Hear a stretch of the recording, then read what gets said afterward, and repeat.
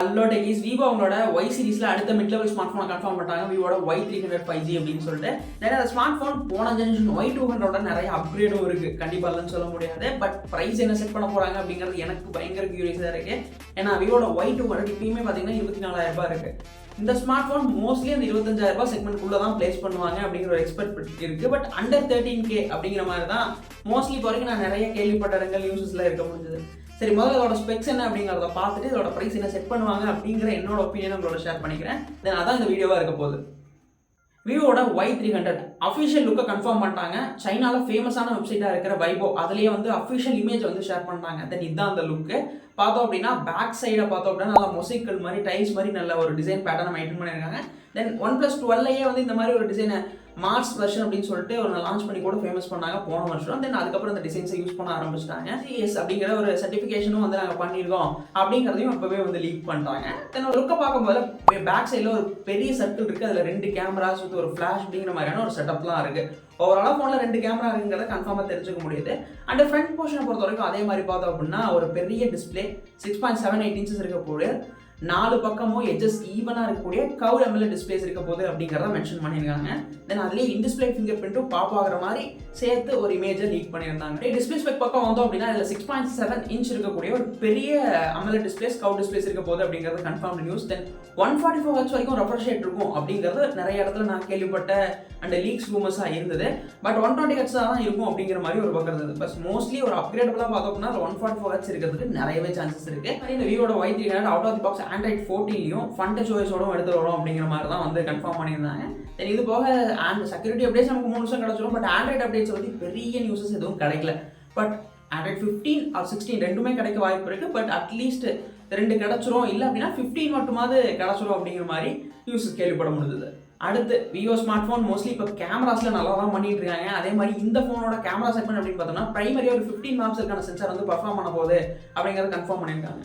Y200லேருந்து Y300க்கு ஒரு ஜம்ப் அப் அப்படின்னு பார்த்தோம்னா Y200ல நமக்கு இருந்தது 64 மெகாபிக்சலுக்கான சென்சார். பட் இங்கே Y300ல இருக்கிறது 50 மெகாபிக்சல் சென்சார்.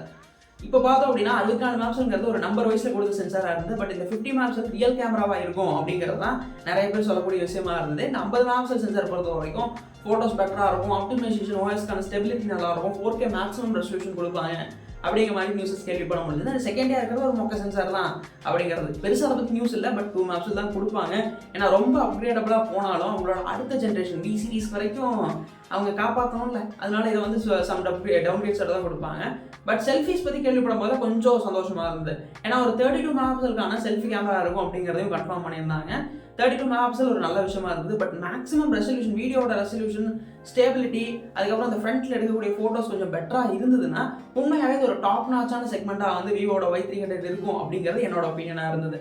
Y300ல பர்ஃபார்மன்ஸ் ஃபேக்ட் அப்படின்னு பார்த்தோம் அப்படின்னா ரொம்ப சந்தோஷப்பட முடியல. பட் ஒரு ஆல்ரவுண்டராக கன்சிடர் பண்ணும்போது ஒரு டீசெண்டான சிப்பை கொடுத்துருக்காங்க. போன ஜென்ரேஷனில் நமக்கு Y200 பொறுத்த வரைக்கும் நமக்கு இருந்தது 695.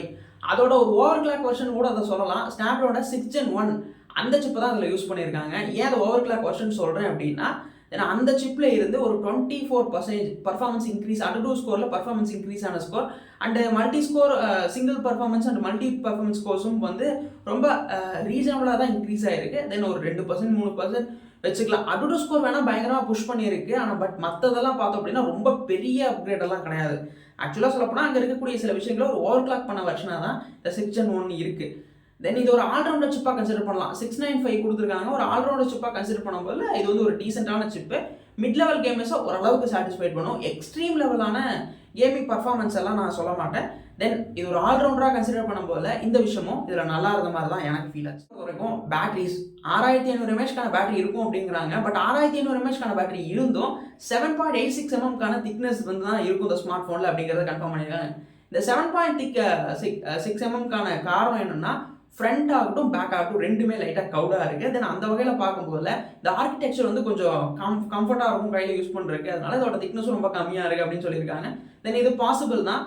பட் 6000 mAhக்கான பேட்டரி அப்படிங்கிறது எப்படி வந்து பர்ஃபார்ம் பண்ண போகுது அப்படிங்கிற ஒரு இன்ட்ரெஸ்ட் இருக்குது எனக்கு. ஏன்னா அதுவுமே இப்போ மோஸ்ட்லி ஸ்மார்ட் ஃபோனை சார்ஜ் பண்ணால் 1 day பர்ஃபார்மன்ஸ் ஃபுல்லாக தாங்குச்சுன்னா 1 day தான் தாங்குது.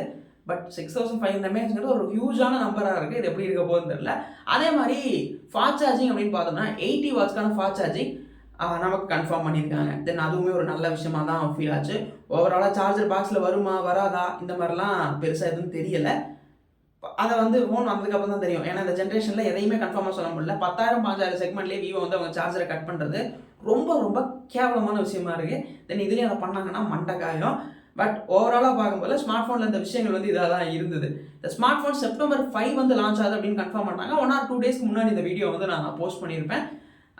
அதான் வந்து ஓவரால் விஷயங்கள். தென் ப்ரைஸ் என்ன செட் பண்ண போகிறாங்க அப்படிங்கிறது தான் பெரிய ஒரு கொஸ்டின் மார்க்காக இருந்தது. ஏன்னா இதோட பேஸ் வேரியன்ட் பார்த்தோம் அப்படின்னா நமக்கு 8 and 128 and 8 256 தான் இந்தியாவில் மோஸ்ட்லி கவர் பண்ணுற செக்மெண்ட்டாக இப்போ வரைக்கும் இருந்துட்டு இருக்கு. ஏன்னா இந்த செக்மெண்ட்டுக்கு 12 GB RAM போகிறது இல்லை, பட் கொடுக்கறதுக்கும் வாய்ப்பு இருக்குது. 8 128 or 8 256 மேக்ஸிமம் 8 256 வர்றதுக்கு தான் நிறைய பாசிபிலிட்டிஸ் இருக்குது. தென் போன ஜென்ரேஷன் Y200 பார்த்தோம்னா இப்போதைக்கு லைவ்லி ப்ரைஸ் பார்த்தோம்னா ஒரு 24,000 அந்த ரேஞ்சில் வந்து ப்ரைஸ் பண்ணிட்டு இருக்காங்க. அப்போது இந்த Y300 என்ன ப்ரைஸ் பண்ண போகிறாங்க அப்படிங்கிறது இருந்தது. அது மட்டும் இல்லாமல் சார்ஜரை கட் பண்ணி ஒரு 26,000க்கெல்லாம் லான்ச் பண்ணாங்க அப்படின்னா சார்ஜருக்கு ஒரு 3,500 4,000 வந்துடும். ஒரு 3,000 ரூபாயாவது புது சார்ஜர் 80 வாட் சார்ஜருக்கு வந்துடும். அப்படி பார்க்கும்போது 30,000 ஆயிடும். ஆக்சுவலாக அது ஒரு 130K ஸ்மார்ட் ஃபோனாக தான் இருக்க போகுது. பட் 25க்கு கீழே போகிறதுக்கு வாய்ப்பு இல்லை அப்படிங்கிற மாதிரி தான் என்னோட இன்ஸ்டிங்க்ட் வந்து சொல்லுது அப்படின்னு தான் சொல்லணும். ஓவராலாக விவோட Y300 ஒரு போன ஜென்ரேஷன்ல இருந்து லைட்டரான ஒரு அப்கிரேட், கொஞ்சம் ஒரு அப்கிரேடான ஸ்மார்ட் ஃபோனாக ஃபீல் பண்ண முடிஞ்சது. தென் டீசெண்டான ஒரு ஸ்மார்ட் ஃபோன், ஒரு ஆல்ரவுண்டராக கன்சிடர் பண்ணுறதுக்கு ஓகேவான ஸ்மார்ட் ஃபோனாக ஃபீல் ஆச்சு. தென் இந்த வீடியோ பற்றி நீங்கள் என்ன நினைக்கிறீங்க, இந்த ஃபோனை பற்றி மெயினாக என்ன நினைக்கிறீங்கிறத மறக்காம கமெண்ட்ஸ் வந்து சொல்லுங்கள்.